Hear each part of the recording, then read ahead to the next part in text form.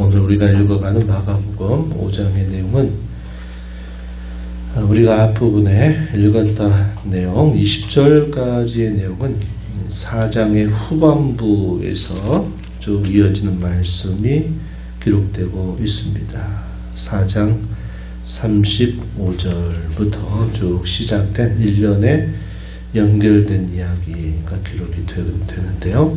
거라사 지방에 살고 있었던 군대 귀신 들렸던 자를 치유하시는 사건에 대한 기록입니다. 그리고 이어지는 21절부터 마지막 43절에 이른 내용에서는 하나의 사건 속에 또 하나 그 안에 담겨있는 사건이 이어지는데 회당장 야이루라고 하는 사람의 12살 된 어린 딸이 죽게 된 사건을 예수님이 낫게 하신 일, 또 그 일이 이루어지는 과정에서 12년 동안 혈루증을 앓던 여인이 예수님을 만나게 되면서 치유함을 받게 되는 사건이 기록이 됩니다.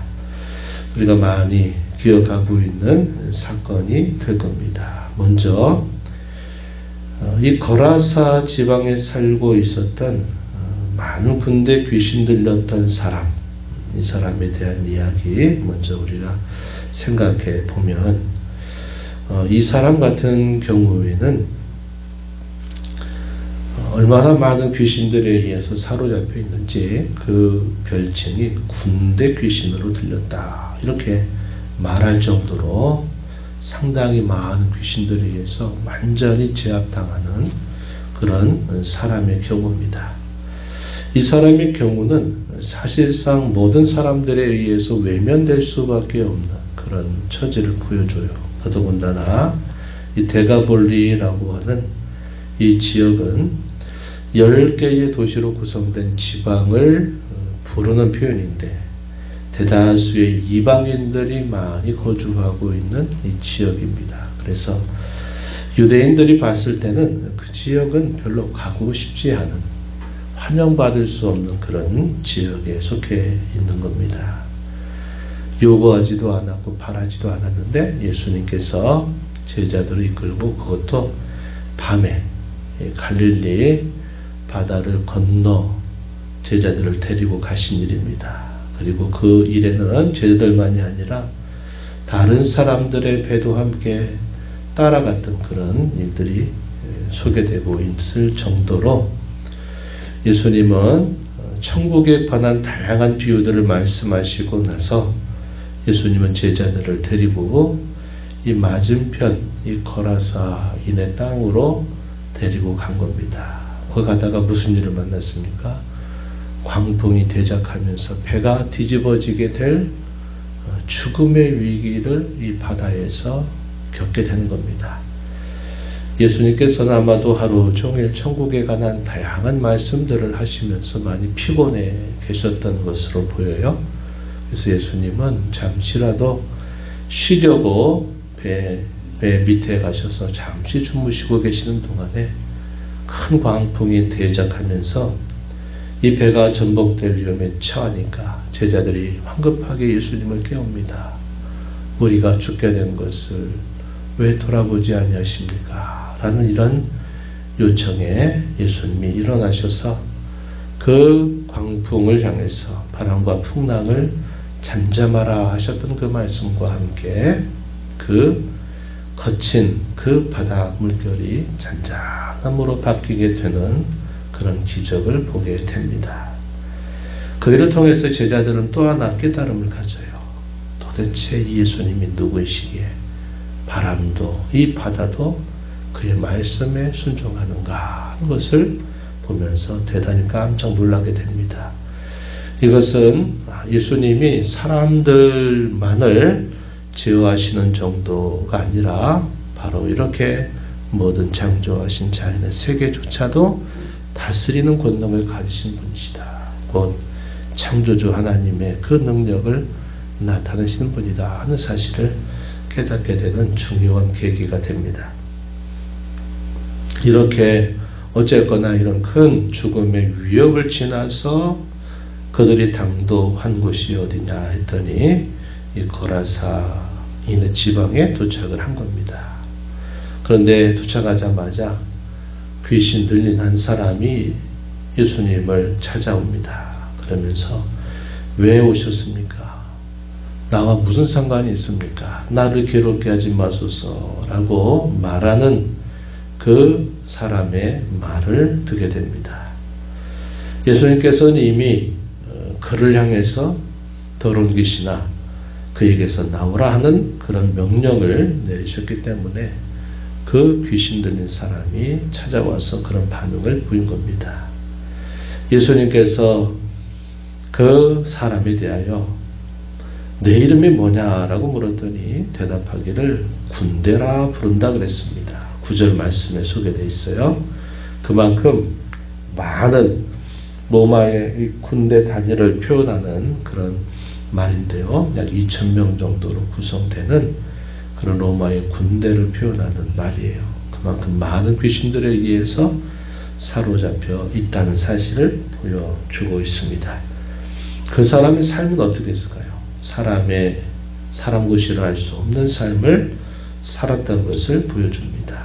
그가 거주하고 있는 곳은 무덤 사이에서 거주하고 있었다. 이렇게 표현되어 있고 여러 차례나 그가 아마도 잠이 들거나 했을 때 사람들이 고랑과 쇠사슬을 가지고 와가지고 그 사람을 어떻게든지 제어를 해보려고 했을 겁니다. 그런데 그가 도무지 제어되지 않는 사람이었어요. 이 고랑과 쇠사슬마저도 그것을 끊어낼 정도의 귀력을 가진 그야말로 도무지 제어할 수 없는 그런 사람이었다는 겁니다. 말하자면 사탄에 의해서 완벽하게 사로잡혀 있었던 한 사람이었다는 것을 보게 돼요. 예수님이 이 사람을 향해서 명령하시니 명령에 따라서 결국은 이 군대의 귀신이 들렸던 이 사람이 치유받게 되는데 그 과정이 좀 복잡한 과정을 거쳤습니다. 돼지떼에게로 들어가게 해달라라고 요청을 한 겁니다. 이 돼지는 부정한 짐승의 대표적인 그런 짐승에 해당이 되죠. 그 돼지떼 2,000마리에 이 귀신들이 들어가게 되면서 이 돼지떼 2,000마리가 갈릴리 바다 쪽으로 막 달려 내려가더니 그 물에 다 빠져 몰싸게 되는 그런 충격적인 사건이 있게 됩니다. 그 일로 인해서 이 돼지를 치던 사람들은 너무나 충격적인 일을 경험한 거죠. 도무지 통제되지 않는 이 돼지떼들이 결국 바다 속으로 들어가서 다 몰사당하는 걸 보고 이것을 본 사람들이 자신들이 살고 있는 마을에 가서 이러한 일이 일어났다는 사실들을 다 전하게 되는 겁니다. 그 일로 인해서 어떤 일이 생겨났느냐. 그 귀신 들렸던 사람은 정신이 온전해져서 이제 정상적인 사람으로 회복이 되었다 하는 것이고요. 반면에 그 마을에 있는 사람들은 그 사람이 낳은 것도 굉장히 충격적인 일이지만 더 충격적인 일은 예수라고 한 사람이 찾아와서 그가 한 그 일 때문에 수없이 많은 이런 경제적인 피해를 입히는 것에 더 마음을 쓰게 된 겁니다. 그래서 예수님을 그 마을에 계시지 못하도록 다시 당신들이 온 대로 돌아가 달라고 요청하는 그런 결과들이 있었다 하는 겁니다. 예수님을 따라가겠다라고 요청했던 그 치유받은 그 사람에게 예수님은 다시 돌려보내요. 너와 내 가족으로 가라. 그동안 가족들과 지낼 수 없었던 그야말로 광인처럼 살았던 이제 그 삶을 뒤로 하고 하나님께서 자신에게 베풀어 주신 그 놀라운 일을 가족들에게 알려라 하는 말씀을 하시면서 이제 예수님은 제자들을 데리고 다시 맞은편 지역으로 돌아가시게 된 겁니다. 그 일로 인해서 그 사람 그리고 그에 대한 말씀, 소문을 들었던 많은 사람들은 이 예수라고 하는 이 사람에 대한 정체에 대해서 많은 이야기들을 또 들을 수 있는 기회가 되었을 겁니다. 그래서 우리가 이 사건을 통해서 보게 되는 것은 예수님은 창조자 하나님으로서의 이런 권능을 가지고 계신 분이다 하는 사실과 훗날에 생각해 보니까 제자들에게는 무슨 깨달음이 있을까요? 우리를 다 데리고 전혀 요구하지도 않는 그 이방 사람들이 거주하는 땅에 우리를 데려간 그 목적이 뭘까? 사람 노릇하지 못하는 그야말로 미치광이 빨리 존재하지 않았으면 하는 그 사람을 멀쩡한 사람으로 만드시기 위해서 그곳을 찾아갔다 하는 것은 인간적인 계산으로는 셈법이 통하지 않는 일을 예수님이 하신 것이죠. 결국 뭘 보여줄까요? 하나님의 택하신 한 영혼, 그 영혼의 가치가 얼마나 귀하고 얼마나 값진 일인가, 한 영혼이 얼마나 소중한 존재인가 하는 것을 보여주게 되는 그런 분명한 사건이 되었을 것이다 하는 것입니다. 그래서 이 사건은 불강력적인 주님의 그 사랑, 주님의 놀라운 사랑을 보여주는 하나의 대표적인 사건이 되었다 하는 것을 우리는 알 수 있습니다. 요구하지도 않고 찾지도 않는 그곳에 예수님이 제자들, 죽음의 위협을 무릅쓰고까지 그곳으로 그들을 데려가서 경험하게 하신 그 일을 통해 주님이 찾아가서 도무지 제어될 수 없는 사람을 치유하시고 구원하신 사건, 이것에 대한 대표적인 사건이 됐고요. 이제 예수님께서 제자들을 데리고 다시 계시던 곳으로 돌아옵니다. 돌아왔더니 어떤 일이 있느냐? 회당장 야이루라고 하는 사람, 12살 된 어린 딸이 죽게 되었다라고 하는 소식을 듣고 예수님이 오셔서 구원을 받게 해달라, 살려달라라고 요청을 예수님에게 하게 됩니다. 그래서 예수님이 그들과 함께 이제 그 어린 딸이 있는 곳으로 찾아가게 돼요. 그런데 그 중에 많은 무리들이 함께 따라가는 중에 12년 동안을 혈루증을 앓던 한 여인이 예수님을 찾아가게 된 겁니다. 12년 동안 많은 의사들에 의해서 많은 치료를 받는다 했지만 치료는 받지 못하고 상태는 더 악화되었고, 그런 과정에서 경제적인 어려움과 마음과 심적인 고통은 더욱더 커졌다는 겁니다. 당시 유대인들의 상식에 의하면 이러한 자들은 부정한 자들이 되어서 사람들 가운데 자신을 알릴 수 없는 더 그러한 이런 고통이 그에게 있었던 것입니다. 그런데 이 여인에게 예수님에 대한 소문이 들렸어요. 그래서 이 여인이 한 일은 예수님에게 직접 나타나서 자신을 말하기에는 부정한 여인이고 부끄럽지만 예수님이 가시는 그곳에 내가 가서 그분의 옷자락에 내가 손을 대기만 한다 하더라도 나는 그분의 능력으로 치유받을 수 있다라는 이 믿음을 가지고 있었던 겁니다. 그래서 무리들 가운데 예수님이 있는 그곳에서 예수님이 옷자락에 손을 댄 겁니다. 근데 그 순간에 혈루의 근원이 마르기 시작했고 자기의 몸이 치유됐다고 하는 사실을 깨닫게 된 겁니다. 이것으로 끝났으면 그냥 내가 예수라고 하는 분에 의해서 내가 이렇게 치유를 받았다 하는 사실로 끝났을지 몰라요. 근데 예수님이 어떻게 하십니까? 누가 내 옷에 손을 대었냐라고 예수님이 물으셔요. 그랬더니 제자들은 이렇게 많은 사람들이 있는데 당연히 이렇게 저렇게 움직이다 보면 다 그럴 수 있는 것이지 생각을 했을 것입니다. 예수님이 이렇게 하시는 이 말씀을 그 여인이 듣고서는 두려운 마음, 떨리는 마음을 가지고 예수님 앞에 나와서 자신의 모든 것들을 낱낱이 말했다고 이야기합니다. 그러자 예수님께서 이 여인에게 뭐라고 말씀하셨느냐?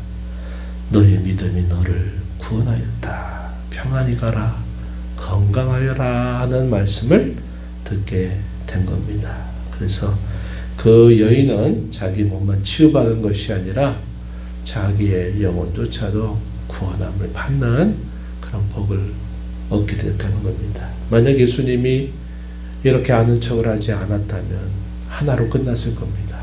예수님은 그 여인을 다른 사람 앞에 부끄럽게 하기 위해서 하신 것이 아니라 그에게 더 온전한 은혜를 주시기 위해서 그렇게 하셨다는 사실을 보여주죠.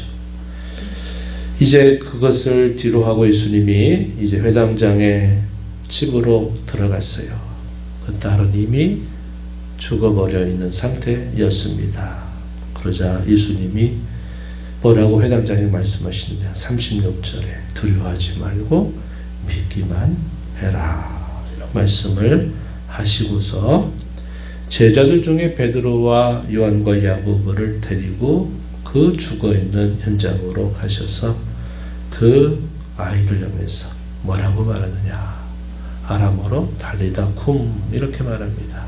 소녀야 일어나라 하는 이 말씀과 함께 죽었던 이 12살 된 딸이 되살아나게 되는 놀라운 기적을 경험하게 된 겁니다. 그래서 이 특별한 사건 속에서는 혈루증을 앓았던 한 여인은 믿음이 있었어요. 어떤 믿음이었습니까? 내가 예수님의 옷자락을 잡기만 해도 나는 아마 치유받을 수 있을 거다 하는 이런 믿음이 있었죠. 그리고 회당장 야이로와 그 주변에 있는 사람들에게는 뭐라고 말씀하세요? 믿기만 해라. 두려워하지 말아라. 믿음을 요구하시는 겁니다. 그래서 오늘 이 사건에 보면 믿음을 요구하지도 않고 요구할 수도 없는 사람에게 주님이 찾아가신 일, 또 한편으로는 어떤 믿음의 한 자락이라도 가지고 있고 치유받기를 바랐던 여인의 믿음을 보시고 그를 치유하고 온전하게 하신 일, 그리고 이미도 죽었다라고 하는 절망감에, 그리고 또 한편으로 예수님께 대한 원망을 가졌던 이 사람들에게는 두려워하지 말고 믿음을 가져라, 믿어라 하는 요구를 통해서 이런 놀라운 기적을 예수님이 행하시고 계시다 하는 겁니다. 이와 같이 우리 주님이 이와 같이 이렇게 병으로 인해서 또 사탄에 의해서 사로잡힌 영혼들을 얼마나 사랑하시는지 이러한 사건들을 통해서 보여주고 있다 하는 것입니다. 오늘도 우리 예수님께서 저와 여러분에게 믿음을 요구하십니다. 두려워하지 말고 나를 바라보고 나를 믿어라 하는 이 요구를 저와 여러분에게 하고 계심을 기억하면서 모든 상황 속에서 오신 주님을 의지하고 믿고 신뢰하면서 믿음을 선물로 주신 그 주님 앞에 늘 믿음으로 반응하며 살아가는 저와 여러분이 되기를 바랍니다.